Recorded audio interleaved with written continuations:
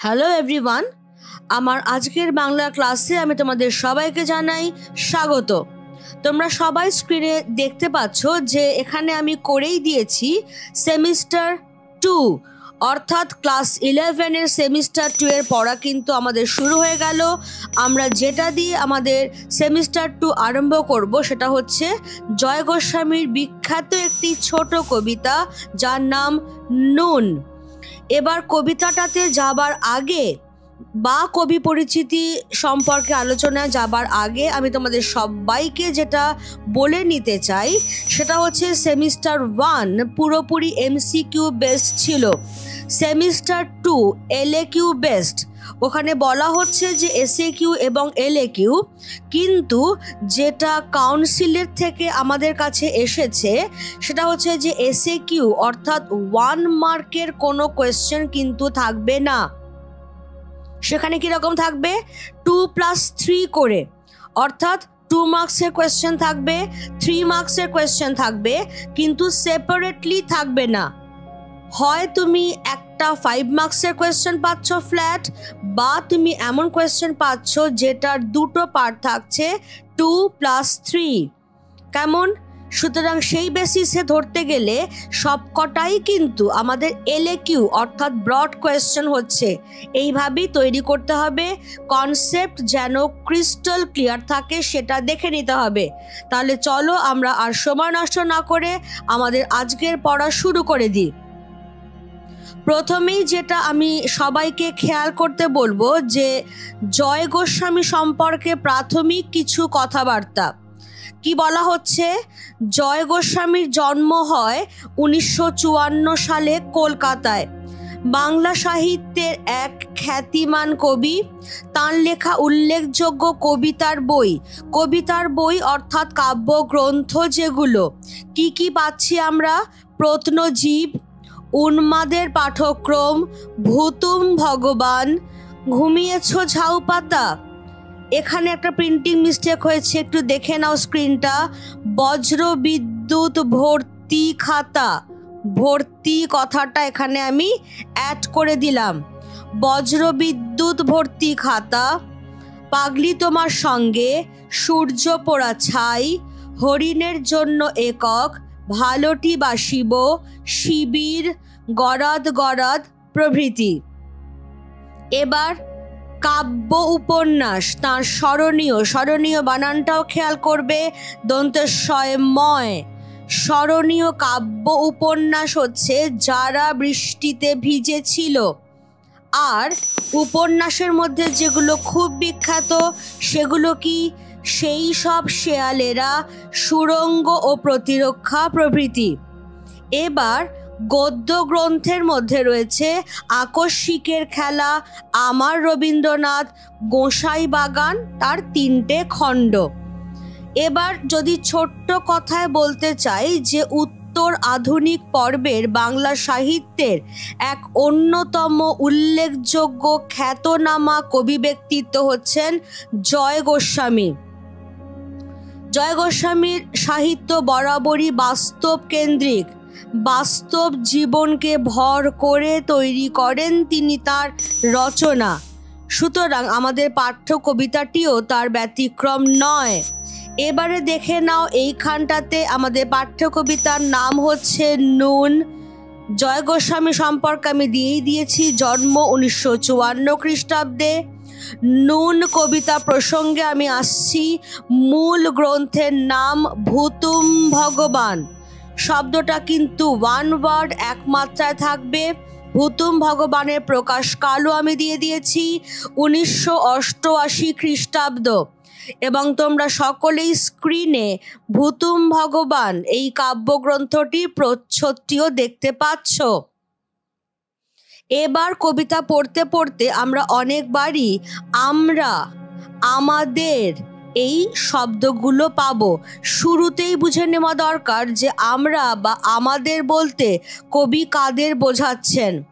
আমরা বা আমাদের বলতে সমাজের দরিদ্র, সাধারণ, নিম্নবিত্ত শ্রেণীর মানুষ। দেখো এই টার্মটাকে আমি রেড দিয়ে করে রেখেছি, কারণ পরীক্ষার উত্তরে আমার এই টার্মটা কিন্তু দরকার হবে, ভুললে চলবে না এটাকে। তাহলে আমরা বলতে কাদের বোঝানো হয়েছে? না, সমাজের দরিদ্র, সাধারণ, নিম্নবিত্ত শ্রেণীর মানুষ, তাদেরকে বোঝানো হয়েছে। তুমি যদি বলো যে কবি ও তার বাবা, একদম ভুল হবে কিন্তু আনসার, এটা খেয়াল রেখো। এর পরের পয়েন্টে আমি যাচ্ছি। এই যে সমাজের দরিদ্র, নিম্নবিত্ত শ্রেণীর মানুষ, এরা অল্পে খুশি। এই যে মানুষগুলি, তাদের জীবনের আনন্দ বেদনা, পাওয়া না পাওয়া, দুঃখ যন্ত্রণা বেদনার কথাই ফুটে উঠেছে এই কবিতায়। দেখবে লাল কালি দিয়ে আমি যে অংশগুলোকে চিহ্নিত করে রেখেছি কবিতায়, সেটার কথাই ফুটে উঠেছে। কারণ এদের জীবনে আনন্দের থেকে বেদনাটাই বেশি, পাওয়ার থেকে না পাওয়ার ভাগটাই সিংহভাগ। সেই জন্য এবার এই যে এত দুঃখ যন্ত্রণা বেদনার কথা বলা হলো নিম্নবিত্ত মানুষের, তা সত্ত্বেও কিন্তু কবিতাটি কোথাও হতাশায় বা নৈরাশ্যবাদে শেষ হয়নি, বরং অন্যায় আর বঞ্চনার বিরুদ্ধে প্রতিবাদ এবং ন্যায্য পাওনার সোচ্চার দাবিতে মুখর হয়ে উঠেছে। দেখবে কবিতার একদম শেষে উচ্চারিত হচ্ছে, আমাদের শুকনো ভাতে লবণের ব্যবস্থা হোক। এই যে দাবি, এই সোচ্চার দাবিতেই শেষ হচ্ছে কবিতাটা। সেই প্রসঙ্গটাই আমি এখানে এনেছি যে কবিতার শেষে এই দরিদ্র, সাধারণ, নিম্নবিত্ত শ্রেণীর মানুষ এরা কি করেছে? সমাজের উচ্চবিত্ত শ্রেণী তথা শাসক গোষ্ঠীর কাছে এই দাবি জানিয়েছে যে তাদের শুকনো ভাতে যেন লবণের ব্যবস্থা করা হয়। খেয়াল করো, লবণ এখানে শুধুমাত্র লবণ নয়, তার একটা প্রতীকী তাৎপর্য তৈরি হয়ে যাচ্ছে। কি সেই প্রতীকী তাৎপর্য? জীবন ধারণের জন্য প্রয়োজনীয় ন্যূনতম উপকরণ, অর্থাৎ অন্ন, বস্ত্র, বাসস্থান। অর্থাৎ কবিতার শেষে নিম্নবিত্ত শ্রেণীর মানুষ সমাজের উচ্চবিত্ত শ্রেণীর মানুষ তথা শাসকের কাছে তাদের জীবন ধারণের জন্য যেটুকু প্রয়োজনীয় উপকরণ, অর্থাৎ অন্ন, বস্ত্র, বাসস্থান, তার দাবি জানিয়েছে। সুতরাং আমরা বলতেই পারি কবিতাটি চোখের জল দিয়ে নয়, বরং চোখের জল শুকিয়ে যে আগুনের রূপ নিয়েছে, সেই অগ্নির বর্ষণ, সেই বারুদের বিস্ফোরণ দিয়ে শেষ হয়েছে নুন কবিতাটি। খেয়াল রেখো, চোখের জল দিয়ে শেষ হয়নি, যে আগুন, সেই অগ্নির বর্ষণ, সেই বারুদের বিস্ফোরণ দিয়ে শেষ হচ্ছে কবিতাটা। কেমন? এবার তাহলে চলো আমরা সরাসরি কবিতার মধ্যে প্রবেশ করি।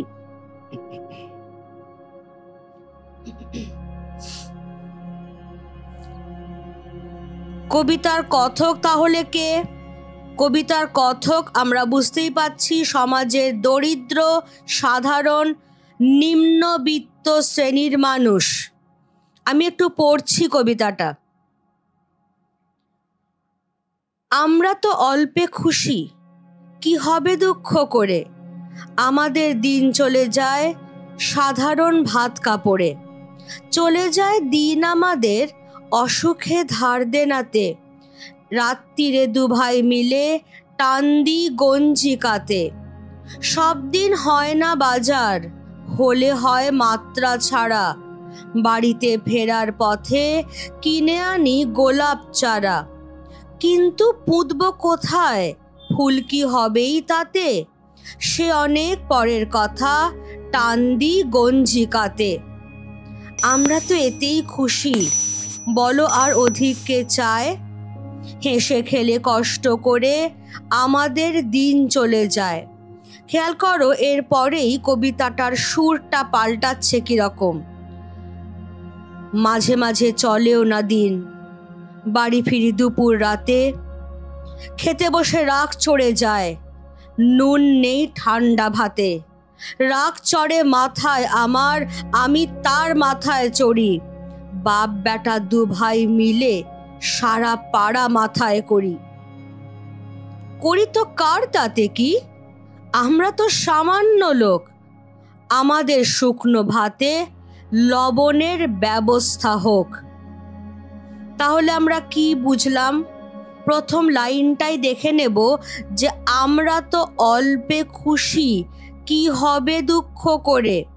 অর্থাৎ সমাজে দরিদ্র, সাধারণ, নিম্নবিত্ত শ্রেণীর মানুষ যারা, তারা অল্পেই খুশি, কারণ তারা জানে যে দুঃখ করে কোনো লাভ নেই।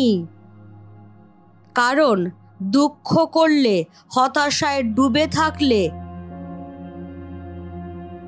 যা পাইনি তার জন্য হাহাকার করলে কেউ তাদের অপ্রাপ্তির ঝুলিটা ভরে দিয়ে যাবে না।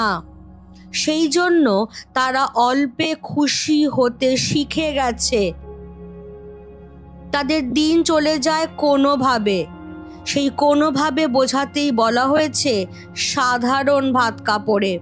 খুবই সাধারণ ভাত কাপড়ে তাদের দিন চলে যায় কোনো মতে। তারা যেটুকু পায় না সেটারই পরিমাণ বেশি, কিন্তু সেটা নিয়ে তারা কখনো হাহাকার করে না, হতাশায় ডুবে যায় না, কারণ জানে যে দুঃখ করে কোনো লাভ নেই। দুঃখ করলে, হাহাকার করলে এমন কেউ আসবে না যে তাদের অপ্রাপ্তির ঝুলিটা প্রাপ্তি দিয়ে ভরিয়ে দেবে। সেই জন্য তারা অল্পে খুশি হতে শিখে গেছে। তাদের দুঃখ, যন্ত্রণা, বেদনার সঙ্গে আপোষ করে বাঁচতে শিখে গেছে তারা। সেই জন্যেই কোনো মতে সাধারণ ভাত কাপড়ে তাদের দিন চলে যায়। এবার এদের জীবনেও তো অসুখ বিসুখ আছে। অসুখ বিসুখ আছে মানে তার জন্য ডাক্তার দেখাতে হবে, ওষুধের খরচ আছে, পথ্যের খরচ আছে। তার মানে এর জন্য আবার ধার দেনা করতে হবে। সুতরাং একে তো অভাব ছিলই, তার ওপরে আরও অভাব। অর্থাৎ তাদের জীবনে কোনো দিন না মেটা যে অভাব, চিরকালীন দারিদ্র্য, এটাকেই সঙ্গী করে তারা বেঁচে থাকে। এবং এই যে দারিদ্র্যের যন্ত্রণা, এই যে দুঃখ, এই যে সকলের কাছ থেকে যে অপমানিত আর অবহেলিত হবার যে কষ্ট, সেইটা ভোলবার জন্যই রাত্রিরে দু ভাই মিলে টান দি গঞ্জিকাতে। আমরা কবিতার এক জায়গায় দেখব যে দু ভাই মিলে গঞ্জিকাতে টান দিচ্ছে, আবার আমরা দেখব যে বাপ বেটা দু ভাই মিলে গঞ্জিকাতে টান দিচ্ছে। সত্যি বলতে কি এখানে দুই ভাইয়ের কথা বলা হয়নি, বরং পিতা পুত্রের কথাই বলা হয়েছে। একটু খেয়াল করে দেখো, একটু ভেবে দেখো যে সহজ স্বাভাবিক পরিস্থিতিতে পিতা পুত্রের মধ্যে যে সামাজিক সম্মানজনক দূরত্বটা থাকা দরকার, থাকে যেটা সাধারণভাবে, দারিদ্র্যের কারণে এদের মধ্যে সেই সামাজিক সম্মানজনক দূরত্বটা কিন্তু ঘুচে গেছে। এরা দুজনেই তাদের জীবনের দুঃখ কষ্ট ভোলবার জন্য একসঙ্গেই গাঁজার নেশায় ডুবে যাচ্ছে। এই গাঁজার নেশায় ডুবে যাওয়া মানে কিছুক্ষণের জন্য হলেও দারিদ্র্যের এই কষ্ট, এই অভাব, এই দুঃখটাকে ভুলে থাকা। এরা আরো কি বলছে, সব দিন হয় না বাজার। তোমরা বুঝতেই পারছো যে কেন এদের পক্ষে প্রত্যেক দিন বাজার করা সম্ভব হয় না। কারণ যেটা আমি একটু আগেই বললাম যে এদের জীবনে রয়েছে চিরদারিদ্র্য, কোনো দিন না মেটা অভাব, আর সেই জন্যেই এদের প্রত্যেক দিন বাজার করার মতো সামর্থ্য থাকে না। আবার একই সঙ্গে এদের মধ্যে কিন্তু আমরা একটা বেহিসাবি মনোভাবও দেখতে পাই। কোথায় দেখতে পাই? যেদিন বাজার হয় সেদিন মাত্রা ছাড়া বাজার হয়ে যায়। অর্থাৎ প্রথম কথা হলো, প্রত্যেক দিন বাজার করবার মতো এদের আর্থিক সামর্থ্য নেই। আর যেদিন হাতে একটু পয়সা আসে, যতটুকু দরকার ততটুকু খরচা করব, বাকিটুকু সাশ্রয় করব, এমন মনোভাবও কিন্তু এদের মধ্যে নেই। কারণ এরা জানে যে আজকে সাশ্রয় করলাম তাতে বিশাল কিছু লাভ হবে না, কারণ এদের জীবনে দারিদ্রটাই চিরকালীন সত্য। আজকে জুটেছে, কালকে জুটবে কি না তার কোনো নিশ্চয়তা নেই। সুতরাং যখন যেটুকু জুটেছে তখন সেটুকু নিয়েই তারা খুশি। সেই জন্য সব দিন হয়তো বাজার করতে পারে না, কিন্তু যেদিন বাজার করবার মতো সামান্য 2-4 পয়সা আসে, সেদিন তাদের মাত্রা ছাড়া বাজার হয়ে যায়। এবার এদের মধ্যেও, এরাও তো মানুষ, ফলে এদের মধ্যেও শখ, শৌখিনতা, স্বাদ, আহ্লাদ এখনো বেঁচে আছে, এখনো মরে যায়নি। সেই জন্য বাজার করে ফেরার পথে এরা যদি দেখে যে গোলাপ চারা বিক্রি হচ্ছে, তখন সেই মনের শখ মেটাতে, সেই স্বাদ আহ্লাদ পূরণ করতে এরা গোলাপ চারা কিনে নেয়। কিন্তু তারপরেই বাস্তব একটা প্রশ্ন মাথার মধ্যে সমানে ঘুরপাক খেতে থাকে, যে যেখানে নিজেদেরই থাকবার জায়গা নেই, সেখানে গোলাপ চারাটা তারা পুঁতবে কোথায়? আর যদি পুঁততেও বা পারে, তাহলে একটা চারা গাছকে বড় করে তোলবার জন্য এবং সেই গাছে ফুল ফোটাবার জন্য যে পরিমাণ যত্ন, যে পরিমাণ ধৈর্য, যে পরিমাণ পরিশ্রম এবং আর্থিক সক্ষমতার দরকার, তার একটাও তো এদের মধ্যে নেই। সেই জন্যই বলা হচ্ছে, চারা তো কিনলাম, কিন্তু সেটাকে পুঁতবো কোথায়, আর তাতে কি আদৌ ফুল হবে? বলেই বলছে, সে অনেক পরের কথা, টান্দি গঞ্জিকাতে। অর্থাৎ তাদের মধ্যে কিন্তু কোনো দীর্ঘমেয়াদী পরিকল্পনা নেই, বরং রয়েছে কেবল মুহূর্তের ইচ্ছে পূরণ। সেই জন্যেই এরা বলছে যে শখ, শৌখিনতা, স্বাদ, আহ্লাদ পূরণ করবার জন্য গোলাপ চারা কিনে নিলাম, কিন্তু সেই চারা পোঁতবার জায়গা কোথায় পাবো? বা সেটাকে বড় করে, যত্ন করে, তাকে পরিপূর্ণ গাছ করে তাতে ফুল ফোটাবার জন্য যে আর্থিক সামর্থ্য, যত্ন, ধৈর্য, পরিশ্রম, সেও তো আমাদের মধ্যে আর অবশিষ্ট নেই। তাহলে ফুল কি করে হবে? কিন্তু এ সমস্ত অনেক পরের কথা, যে চারা কোথায় পুঁতবো, তাতে আদৌ ফুল হবে কিনা, তার থেকে এই দুশ্চিন্তাগুলো যাতে আর মাথায় ঘা মারতে না পারে, সেই জন্য আবার তারা কি হচ্ছে, গঞ্জিকার নেশায় ডুবে যাচ্ছে। অর্থাৎ যখনই দুশ্চিন্তার ভার চেপে বসছে মাথায়, যখনই তারা দারিদ্র্যের কারণে অপমানিত হচ্ছে, অবহেলিত হচ্ছে, যন্ত্রণায় বিদ্ধ হচ্ছে, তখনই সেই দুশ্চিন্তার ভার লাঘব করবার জন্য, সেই অপমানিত, বঞ্চিত হবার দুঃখটাকে ভোলবার জন্য তারা গাঁজার নেশায় আসক্ত হচ্ছে, যাতে কিছুকালের জন্য হলেও, স্বল্প সময়ের জন্য হলেও এই সমস্ত কিছুকে ভুলে থাকা যায়। তারা বলছে, আমরা তো এতেই খুশি। একদম প্রথমের লাইনটা যেটা ছিল, যে যখন যেটুকু জুটছে আমরা সেটা নিয়েই খুশি, বলো আর অধিক কে চায়? এরা এর থেকে বেশি আর কিছু চায় না। এইভাবেই কোনো মতে হেসে খেলে কষ্ট করে তাদের দিন চলে যায়।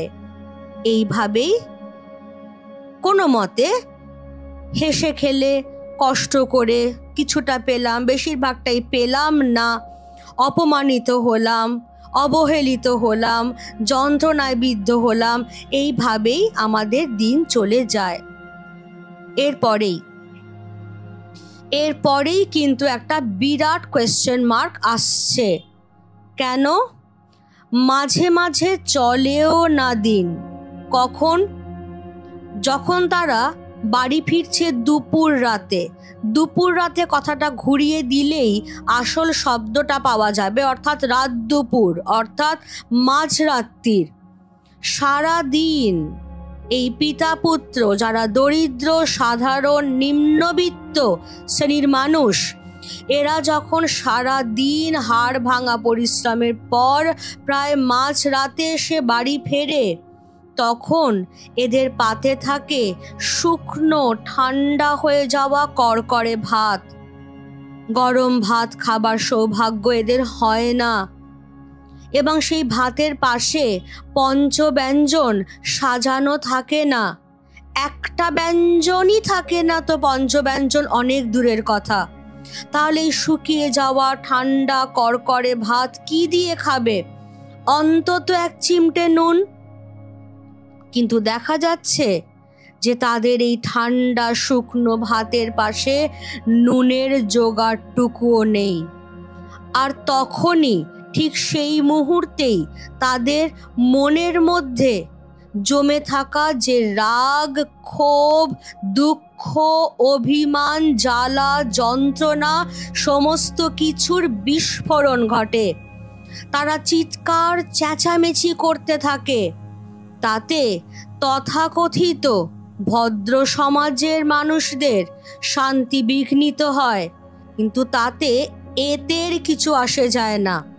কারণ যখন এদের অভাব আর দারিদ্র্য নিয়ে সমাজের উচ্চবিত্ত শ্রেণীর মানুষ, সমাজের ভদ্র শিক্ষিত মানুষের কিচ্ছু আসে যায় না, তখন এদের চিৎকার চেঁচামেচি, পারস্পরিক কলহে সমাজের উচ্চবিত্তদের শান্তি বিঘ্নিত হলো কি হলো না তা নিয়ে এরাও ভাবিত নয়।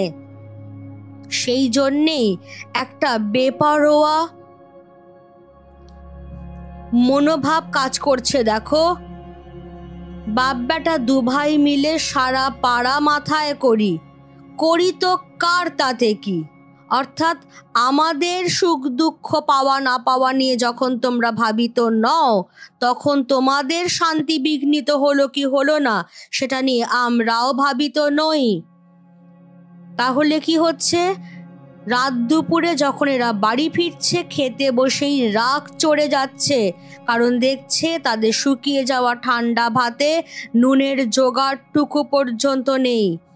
তাদের মাথায় রাগ চড়ছে, তারা রাগের মাথায় চড়ছে।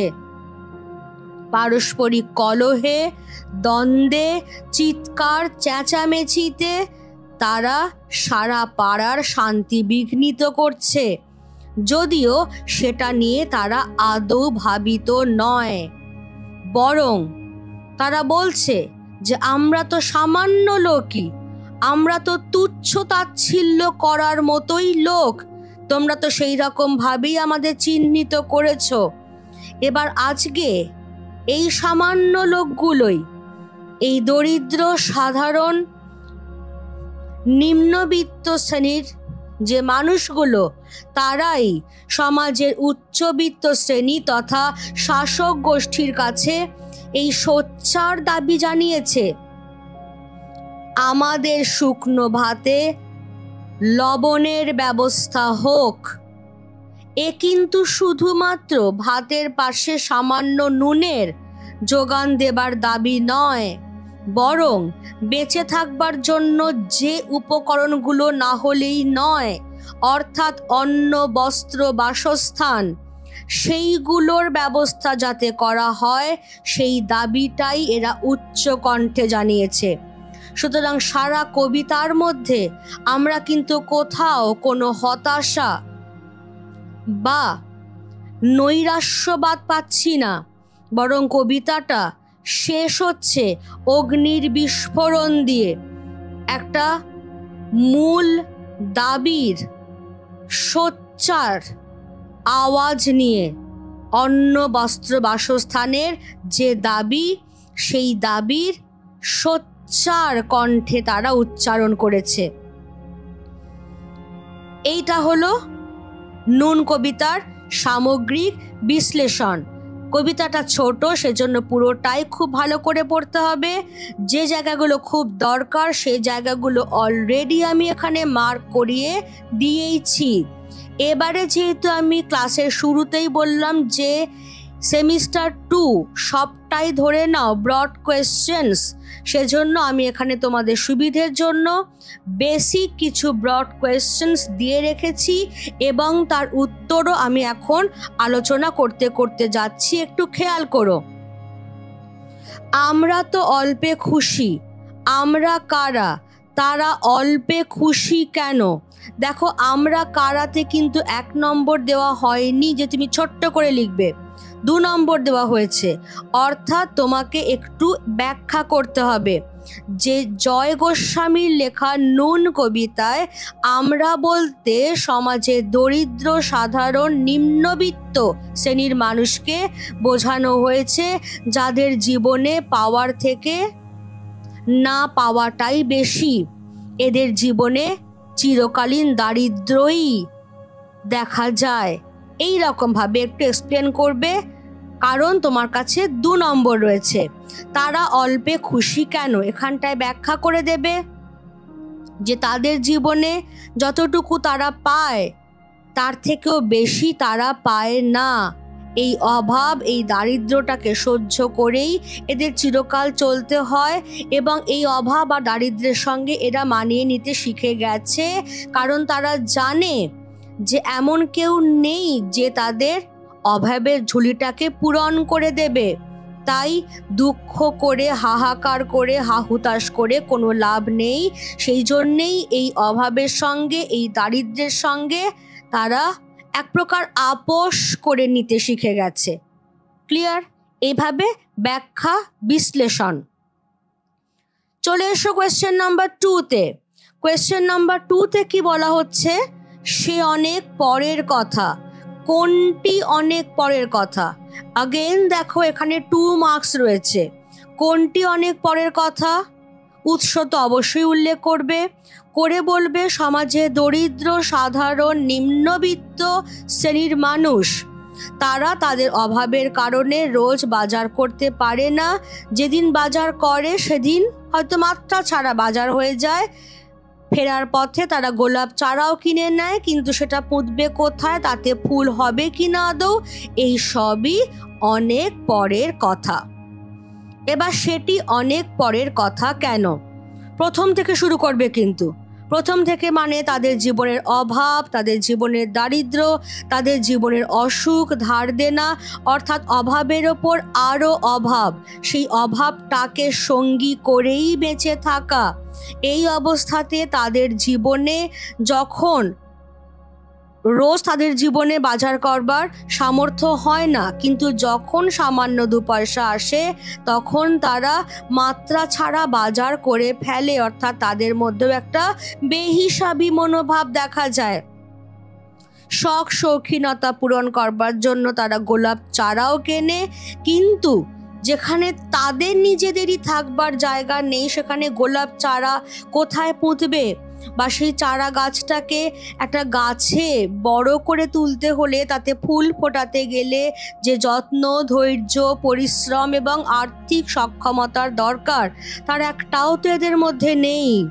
কিন্তু এরা এসব নিয়ে এখনই ভাবতে চায় না, কারণ এদের মধ্যে কোনো দীর্ঘমেয়াদী পরিকল্পনা নেই।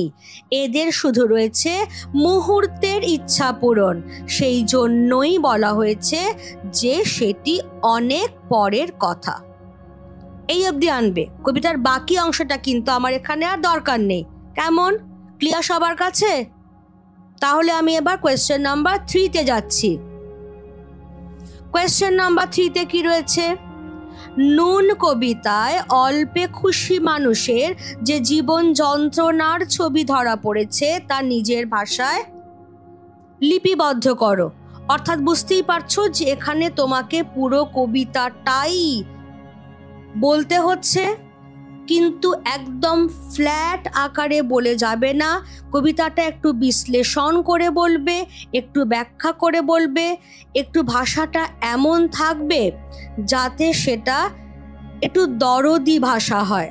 সেই রকমভাবে, কারণ একদম একজন ফ্ল্যাট লিখে গেল, আর একজন একটু সুন্দর করে একটু ভাব দিয়ে লিখলো এবং কিছু উপযুক্ত উদ্ধৃতি ব্যবহার করলো, ডেফিনেটলি সেই দ্বিতীয় ব্যক্তির উত্তরটা কিন্তু একটু বেশি ওয়েটেজ ক্যারি করবে।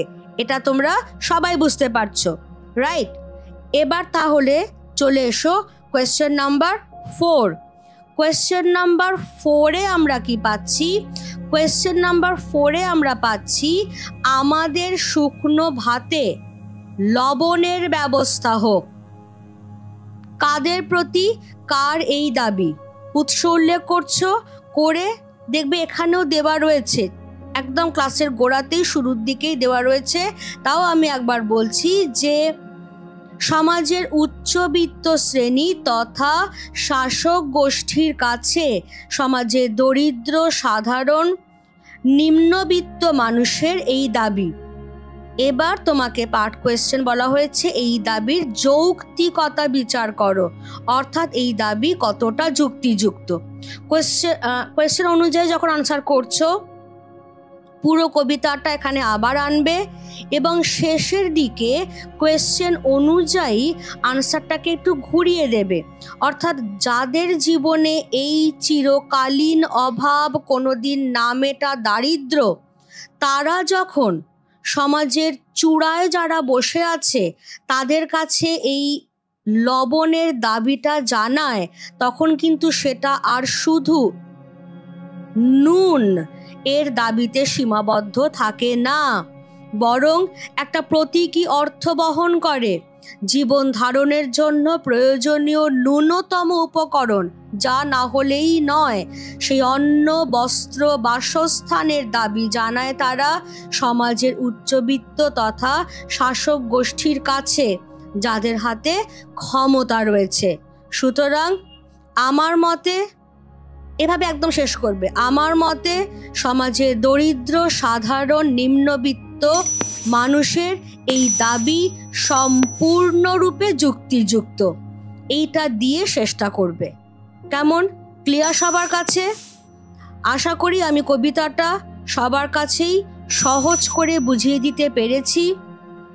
তা সত্ত্বেও তোমাদের যদি কোনো ডাউট থাকে, যদি কোনো কোয়েরি থাকে, তাহলে আমাকে কমেন্ট বক্সে জানাতে ভুলো না। চ্যানেলটা সাবস্ক্রাইব করে বেল আইকনটা প্রেস করে রেখো, কারণ এর আগেই আমি 11-এর সেমিস্টার 1-এর ভিডিওগুলো দিয়ে দিয়েছি। সেমিস্টার 2-এর ভিডিও দেওয়া আমার স্টার্ট হয়ে গেল।